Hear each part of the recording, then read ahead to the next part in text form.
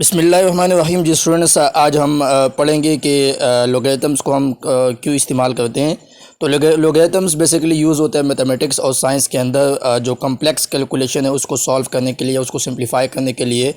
और ये हमें एक्सपोनेंशियल ग्रोथ और उसका डिके आपको बताता है कि जिस तरह से दुनिया की आबादी बढ़ती जा रही है और जो रेडियो एक्टिव वेस्ट है वो डिके होता जा रहा है।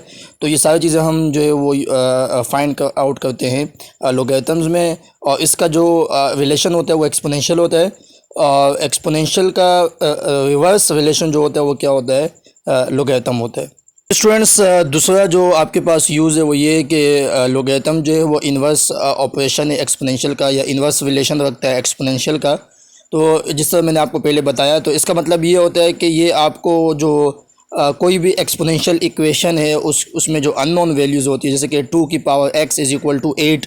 तो अब ये 2 के ऊपर जो x है, यानी ये जो आपके पास एक्सपोनेंट है या इंडेक्स है, ये इसकी क्या ऐसी वैल्यू आएगी कि ये आपके पास 8 बने। तो इसको हम सॉल्व करते हैं, लोगरिथम जो है उसको सॉल्व आउट करता है। तो क्योंकि इन्वर्स लोगरिथम जो है वो इन्वर्स रिलेशन है किसका, एक्सपोनेंशियल का।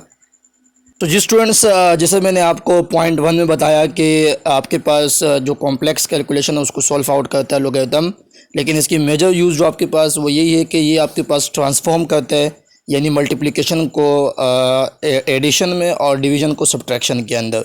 तो ये इसका जो एक मोस्ट इम्पॉर्टेंट रोल है लोगरिथम का, कि ये जो आपके पास अगर कोई चीज़ मल्टीप्लाई में है तो लोगरिथम उसको किस में लाते हैं, प्लस में।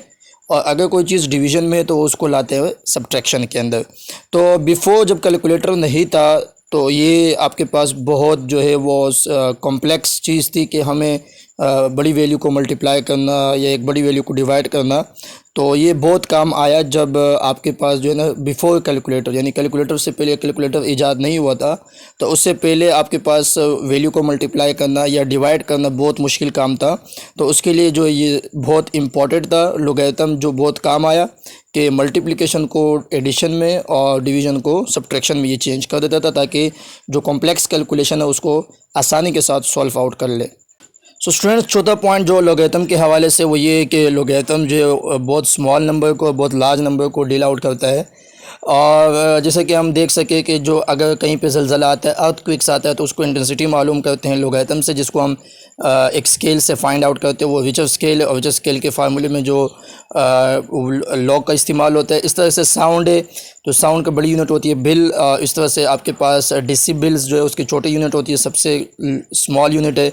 तो इसी तरीके से आपके पास अगर हम किसी भी एसिडिटी या बेसिडिटी को फाइंड आउट करते हैं तो हम पीएच वैल्यू का इस्तेमाल करते हैं। तो पीएच स्केल के अंदर भी जो फार्मूले के अंदर जो लॉग का इस्तेमाल होता है, तो यहाँ पे हम लोगरिथम का इस्तेमाल करते हैं। रिचर्ड स्केल यूज़ होता है for intensity of the earthquake को फाइंड आउट करने के लिए, तो उसके अंदर भी लॉग का इस्तेमाल है, लॉग यूज़ होता है। इसी तरीके साउंड के अंदर भी, और इस तरह से जो पीएच वैल्यू ऑफ एसिडिटी या बेसिडिटी को फाइंड आउट करते हैं तो उसके फार्मूले के अंदर भी लॉग का इस्तेमाल होता है।